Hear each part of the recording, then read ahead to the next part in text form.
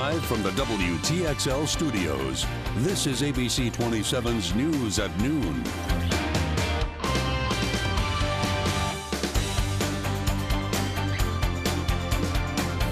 Now at noon, the clock is ticking. The final day to sign up for health insurance under the Affordable Care Act, commonly referred to as Obamacare, is now here. Sorta. Good afternoon. I'm Greg Angel. Thank you for joining us here for WTXL ABC 27 News at Noon. If Americans are not covered by either private insurance or an ACA account by today's deadline, they will begin facing a tax penalty. But there is a bit of relief to offset some of the pressure. Officials say if you get hung up with technical problems, don't worry. As long as you start an application by tonight, by midnight, you will have additional time to finish. The government says so far 6 million Americans have signed up since last October's rocky rollout of the healthcare.gov website. Of course, those numbers in contentious with Republicans in Congress who are disputing those numbers. And of course, you can find more up on our website, WTXL.tv. Big breaks on the way for veterans across the Sunshine State. Governor Rick Scott earlier this morning in Panama City signing the Florida GI Bill.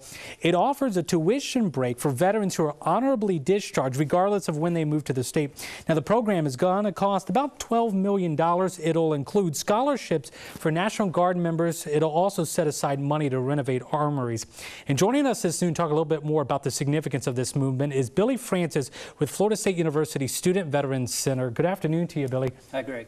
How significant is this action? Well, I think it's an action taken by a state that's striving to be the most veteran-friendly state in the nation. That's important. You know, we build our reputation by what we do and not just by what we say. So this is an action that as a Floridian and a veteran, I'm proud to be here today.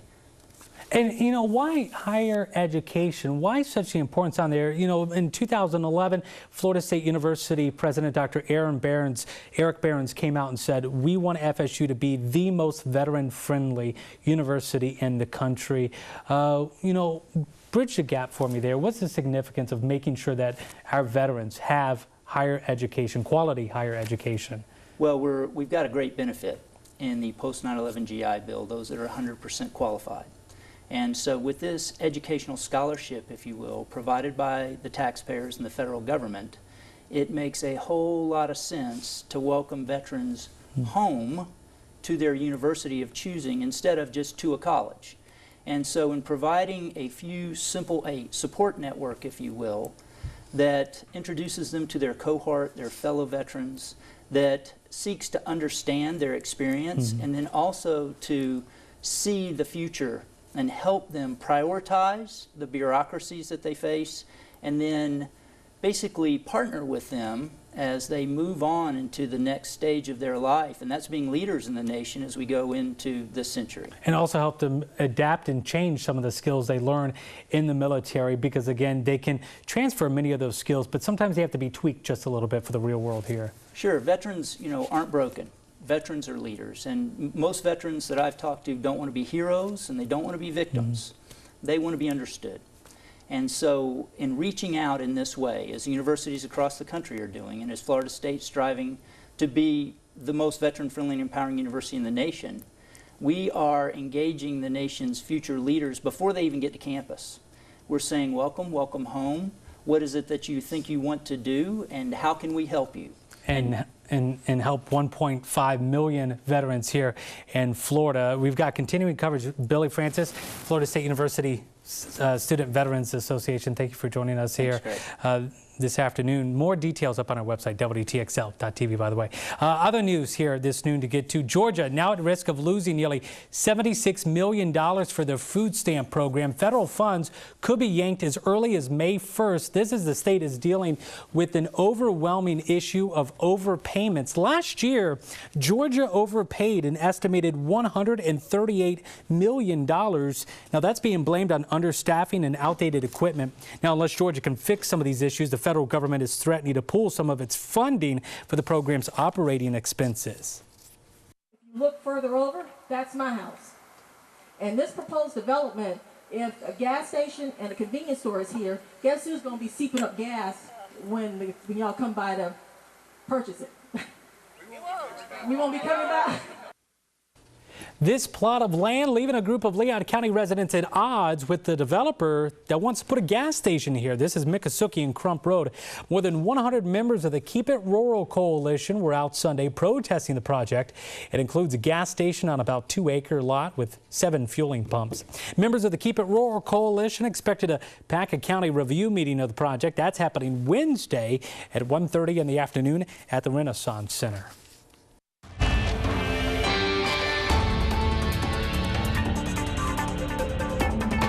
All right, new beginnings at Florida A&M University. Dr. Elmira Mangum will officially become FAMU's newest president on Tuesday. She's coming here from Cornell University, where she served as vice president for planning and budget. She replaces Dr. James Ammons, who resigned last summer amid the fallout after the November 2011 hazing death of Marching 100 Drum Major Robert Champion. University is going to be holding a welcome rally for Mangum, their 11th president, by the way. That rally coming up Friday. Kickoff 12:15 there on the steps of Lee Hall.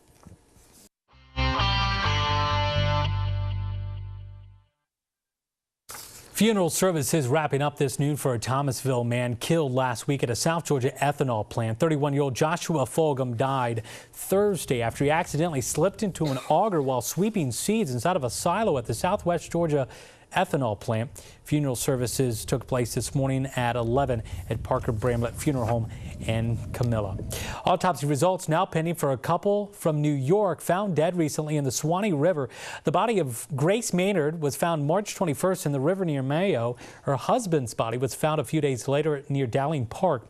Florida Fish and Wildlife leaders still working to determine exactly what happened, though they say they don't believe foul play was involved.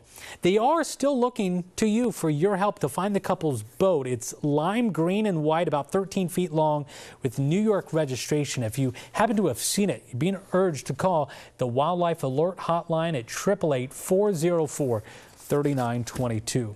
Well, turning much lighter news here. Bit of a rainy weekend, rainy Saturday, and I'll tell you what, it's going to be a bit of deja vu, Michelle, coming up this weekend. But hey, not getting there yet. We got lots of sunshine. You always have to jump to like the bad news, so I'm going to just rewind it a little bit because it's light and it's bright. That's the news that I have to tell everybody. Yes, some gorgeous. Certainly bright. And warm. Certainly bright, and we can see all of that sunshine for today. Of course, started off a little bit chilly out there because the skies were clear. So we were in the 40s and now slowly starting to rise. We're in the upper 60s there for Tallahassee and 66 there in Thomasville. Valdosta sitting there at 7 degrees, and we have a ways to go for today. Just showing you really how dry we are across the region there. Not much for clouds in the sky across the radar and satellite, but you'll notice southeastern Alabama under a red flag warning there. So limit the use of outdoor burning today. Conditions will continue to be pretty dry throughout most of this week. That's the good news there. 70 there in Valdosta, 64 in Perry, Live Oak sitting there at 63 and 68 down by the coastal areas there in Apalachicola. We're getting to a high of 79 degrees this afternoon, but clear skies once again will give way to a chilling night. At 10 o'clock we'll be around 62 degrees, but expect them to drop to around 40 degrees. So once again, you'll need the jackets tomorrow morning. But did somebody say 80s? Yeah, I think so. That's in the forecast, and I'll give you all the details on that coming up in just a few moments. Greg?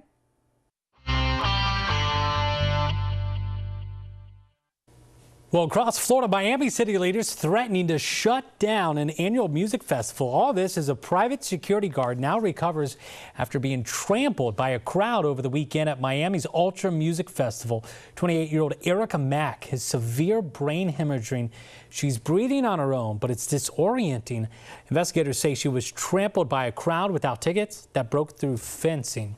Meanwhile, 80 people were arrested during that 3-day event. It's down from 167 the year before, but the mayor of Miami and several other city officials pushing for the city to no longer host the event. Well, as the news at noon continues here, a hip-hop mogul has a run-in with a family member and ends up in the hospital. What happens? We'll talk about that coming up in your Hollywood headlines. Plus, new fears in the Washington landslide, why they're now fearing contamination. And one Texas woman is on trial accused of killing her boyfriend with a pretty common object. All of that with the news at noon continues.